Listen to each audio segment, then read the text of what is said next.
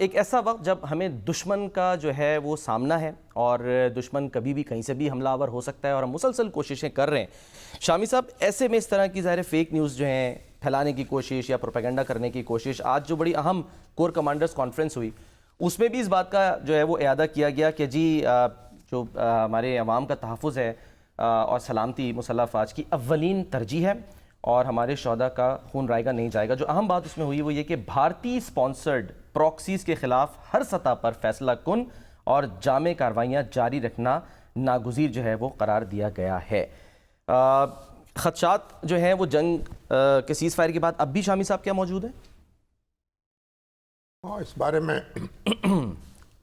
مختلف آراء ہیں مبصرین کی۔ ایک تو یہ ہے کہ بھارت کو جس طرح منہ کی کھانی پڑی ہے اس کے بعد فوری طور پر تو وہ اس طرح کی حماقت نہیں کر سکتا، اس کے لیے تو پھر ایک تیاری کرنی پڑے گی اور دوبارہ پھر حملہ کر سکتا ہے۔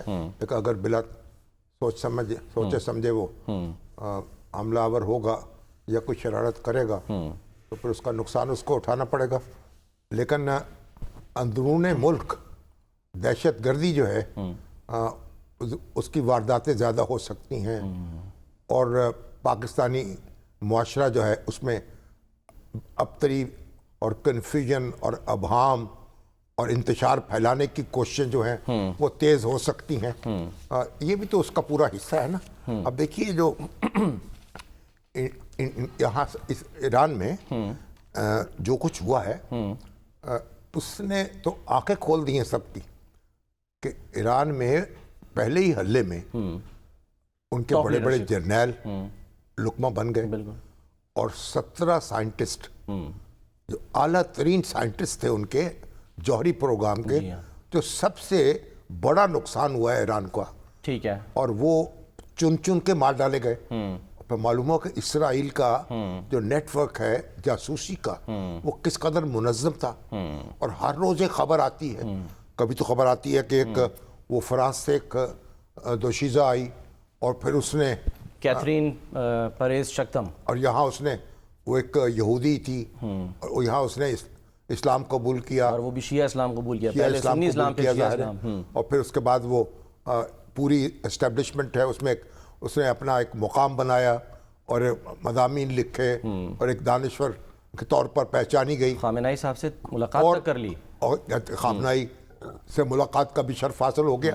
اب یہ ساری تفصیل کتنی مصدقہ ہے یا نہیں ہے، لیکن بہرحال گردش تو کر رہی ہیں ساری باتیں۔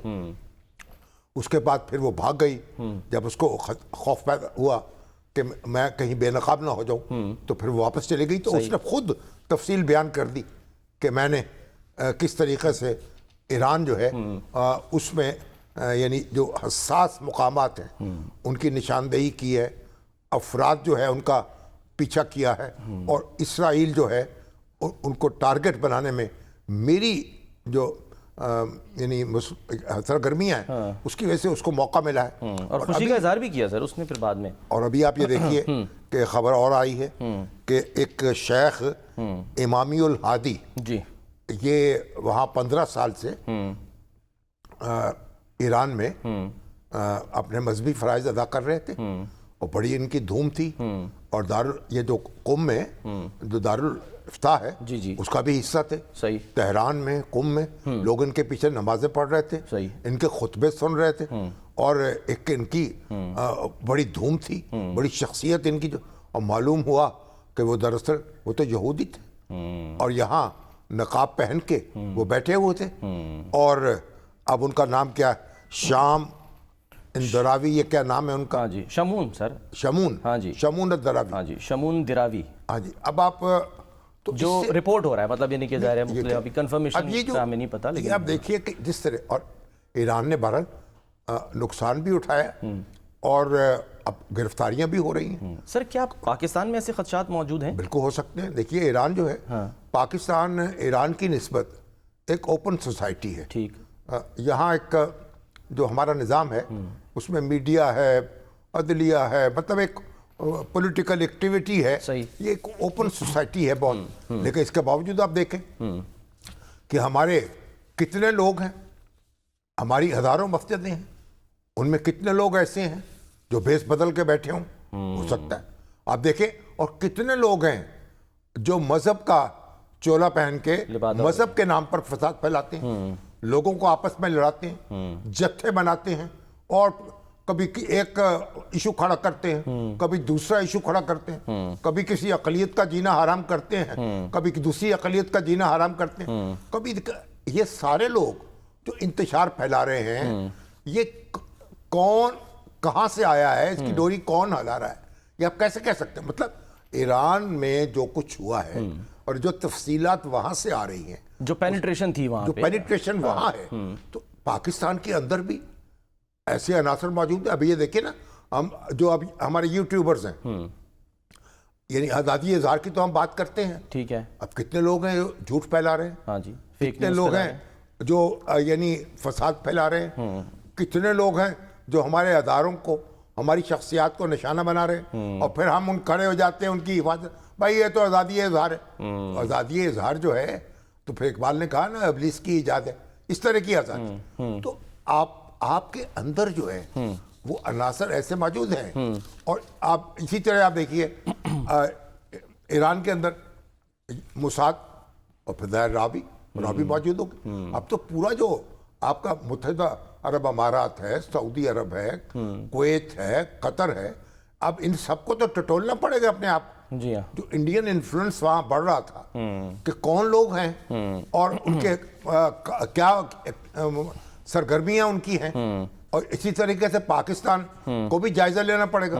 और ईरान के अंदर जो है, जो रॉ जो है, उसकी सरगर्मियां जो जारी थी और पाकिस्तान को टारगेट किया हुआ था। वहाँ तो चले पता नहीं था, या भेष बदल के, या पेनिट्रेशन थी। यहाँ पर हमें बहुत सी चीज़ों का तो पता है, हमारे इल्म में है कि कौन सी ये प्रॉक्सीज हैं जिनको भारत इस्तेमाल करके और यहाँ पर हमलावर होता है, कार्रवाई करनी है इनके खिलाफ। सरगर्मियां अपनी जगह हैं, और लेकिन पाकिस्तान में हमारे जो अदारे हैं, क्रॉस यानी आप देखें काउंटर टेररिज्म के भी, जी, और इंटेलिजेंस के भी, और वो बड़े चौकस हैं, और उन्होंने बहुत अच्छे तरीके से परफॉर्म किया है। सही। और उन लोगों को ताक़ुब किया है, उन लोगों की निशानदेही की है, उनको पकड़ा है। लेकिन मेरी गुजारिश सिर्फ ये है कि हम मोटे मोटे और अल्फाज जो हैं उनको इस्तेमाल करके आंखें बंद नहीं कर सकते।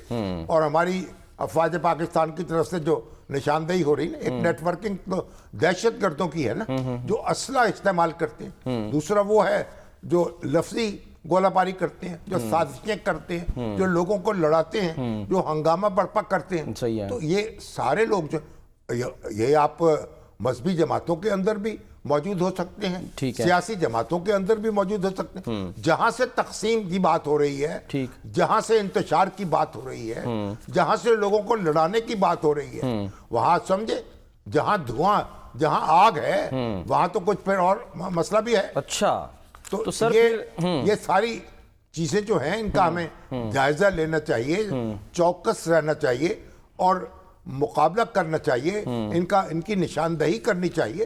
और ये हमारी जो अदारे हैं उनकी जिम्मेदारी है, और अल्हम्दुलिल्लाह अभी तक तो उन्होंने अपना काम उम्दा तरीके से निभाया है, लेकिन बहुत कुछ और करने की जरूरत है। सही। दहशतगर्द जो हैं उनकी आप कमर तोड़ते हैं, वो फिर हमलावर हो जाते हैं, फिर उनकी पनाहगाहें बन जाती हैं। ठीक है। तो अब यह है कि बैनुल-अक़वामी तौर पर भी उनका नाटका बंद हो रहा है, अफगानिस्तान में भी, ईरान में भी उनका पीछा किया जा रहा है। तो तवक्को की जानी चाहिए कि एक सुकून जो है वो आएगा, और इंडिया की जो कोशिशें हैं, ठीक है, वो नाकाम होंगी, और इंडिया को भी होश के नाखुन लेने चाहिए, क्योंकि अमन जो है वो इंडिया की भी ज़रूरत है, पाकिस्तान की भी ज़रूरत है। बिल्कुल। और पाकिस्तान जो है वो अमन चाहता है।